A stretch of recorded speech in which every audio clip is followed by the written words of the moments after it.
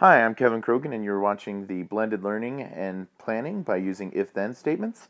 What I'm going to talk to you today is a little bit about how transitioning from traditional classrooms to a blended classroom is pretty easy. You just need to think through how conceptually this might change your planning.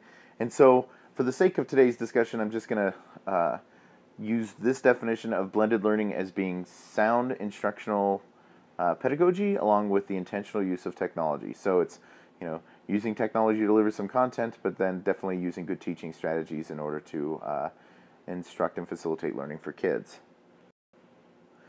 So if we look at a traditional lesson, everyone who plans, we're doing backwards design, so I have to figure out what my post-assessment is, and I have to, measure it somehow with the pre-assessment. That's going to help me decide, what is the student, growth for this lesson. And so if we think through this, for me to get from post-assessment, planning a pre-assessment, I need to think through what are all of the things that a student needs to know in order to get from the pre-assessment to the post-assessment. So, there might be these little spots where I stop and check in on them. So these are my checkpoints or my formative assessments. So what happens in a traditional classroom is all students are moving basically at the same pace at the same time down this lesson plan, timeline that I've got built here. And so we kind of measure them at each of these checkpoints, right? So we might do a formative assessment. And so when we do these formative assessments, we usually would have in our minds what's the magic number? And when I'm saying the magic number, there was this number that I had to decide how many students does it take for me to continue moving forward down this path, right? So how many kids have to pass at this assessment for me to be able to move down the path? So in thinking about that, what we have is that, we're looking at our checkpoints.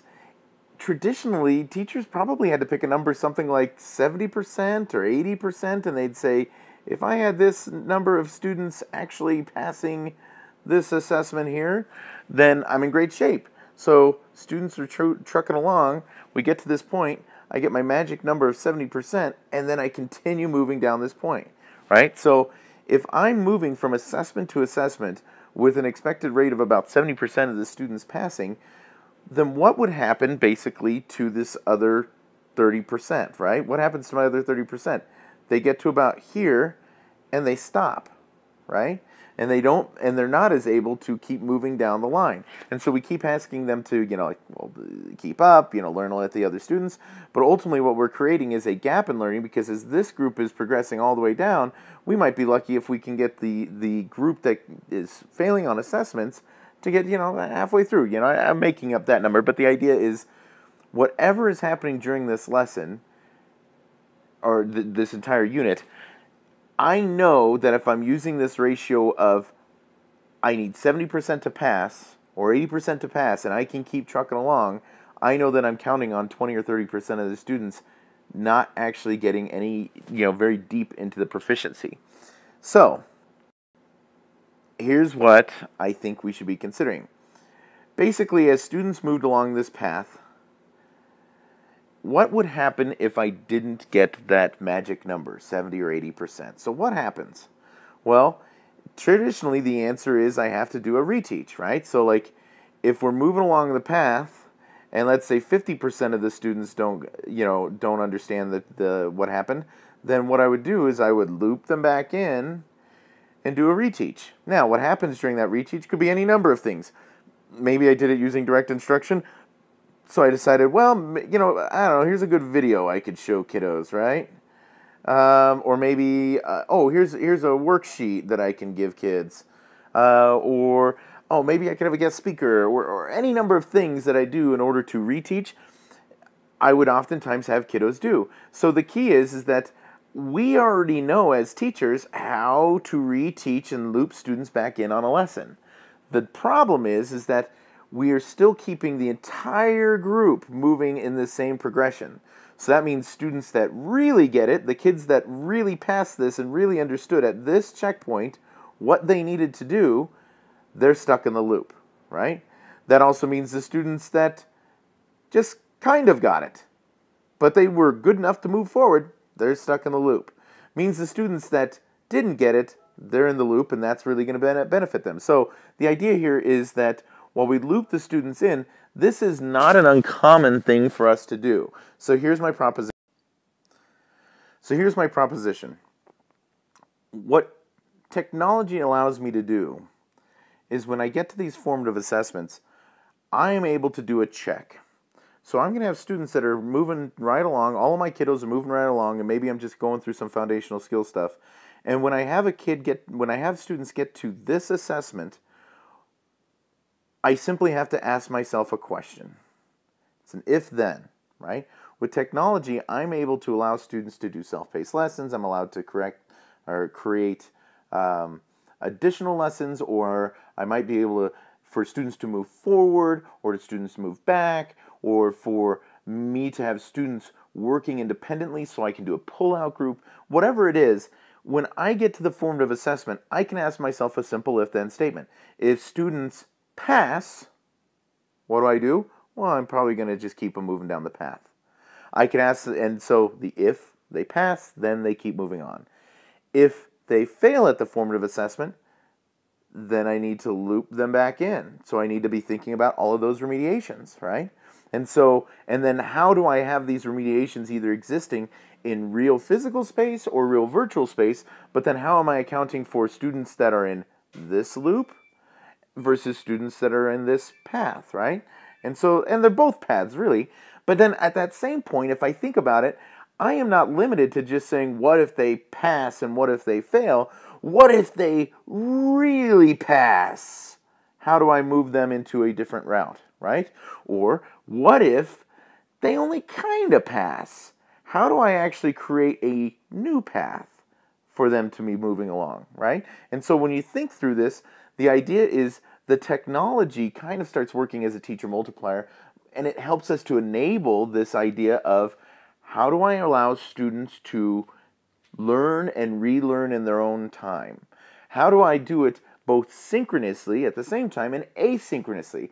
Do they have to do these things at the same time, right? Like, how do I actually use these opportunities with technology to give students access to other experts, to allow them to collaborate in space? And how does all of that affect the planning? And so one easy way to start doing that is really through statements. So using those if-then statements, what I could be thinking through is, all right, students are moving all the way down. We're doing the assessments. I could be looping students in. I could be branching students out, right, based on their proficiency level, and that can happen all the way down, right? And so what I'm able to do then is I'm able to then have students continuing to move down this path, and they're able to continue to remediate and do this work for themselves, with my assistants, with collaborators, in order to actually get the most out of their learning, and so it can still actually be appropriately rigorous for their grade level and their proficiency level. So, but one of the questions I typically get is, but how does this change, or how do I know if all students are moving down this path? What happens when students get to the end and I still have a kiddo in the loop trying to remediate for whatever the most recent form of assessment is? Well, this is where I come back to why I think blended learning is so awesome, is because all of this learning is existing in both virtual and physical worlds, right? So like we can actually have lessons recorded and all this, that, and the other, and things in places where students would be able to find it again later. So when I look at this, sure, I might have kids coming down through, or I might have my students coming down through and doing assessments, and I might have students that get all the way to here in 3 weeks, right? And I might have students that get all the way to here in 3 weeks. But I also might have students get all the way to here in 1 week. So how does that actually change my planning? And this is the beauty of blended learning. I am less concerned about, do these students here that are only making it partially through, I'm less concerned about their ability to make it to this point because they don't have to make it at the same time as everybody else. I can still offer them supports and scaffolds. I'm actually getting them closer to mastery, but I don't need them to do it at the same exact pace as everyone else. And so it allows me those opportunities to really work with these students because I can actually start creating their lessons as a unique, individualized plan. So what we have here is what I can create using blended learning is I could have students doing formative assessments wherever they are and wherever they need to be, whether I have a student who starts well before what I'm thinking is grade level, or a student who starts well above grade level, or students that don't necessarily at the assessment, if we already know that they're here, I can actually start students later in the lesson because I already know where they're at. So I can actually have a number of individualized learning plans. Ideally, I would have up to 30. And so what I see blended learning as is this pathway to get us to these kind of individualized, personalized learning plans for every student. So in the end, just to recap, thinking through a lesson, what I suggest everyone does is once you've figured out your post-assessment and you've figured out your pre-assessment, it's thinking about what are these learning targets and crafting your assessment. And that actually sounds like something we would have all already been doing, right?